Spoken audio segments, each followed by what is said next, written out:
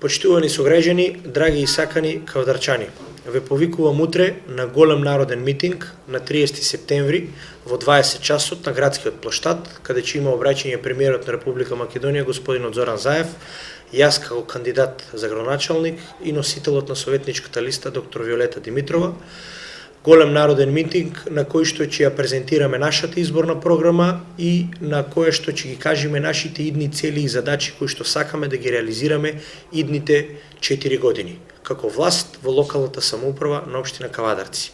При тоа, уште еднаш ја користам приликата во периодот кој што останува до крајот на кампањата, до изборниот молк, ги повикуваме медиумите да направиме напор и да имаме неколку заеднички соочувања, односно ТВ дебати на регионалните и на локални телевизии во општина Кавадарци или оној медиум кој што ќе упате покана до нас како кандидати. Мислам дека е тоа одлична шанса да го подобриме, да го зајакниме демократскиот капацитет и на општеството во кое што живееме, а и на гласачот, на електоратот, да им упатиме порака и да им дадеме шанса да одлучат за тоа кој кандидат е најдобар во оваа предизборна трка. Од моја страна,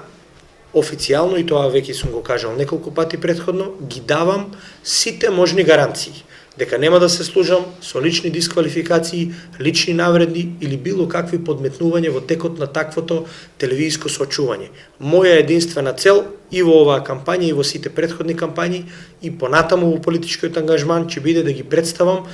нашите програмски определби и да им укажеме на граѓаните што е она што сакаме да работиме како локална самоуправа во следните 4 години. Од тој аспект ги повикувам нашите политички противници, во овој случај против кандидатите кои што се од различни политички партии, да се охрабрат и на една од телевизиите во еден или во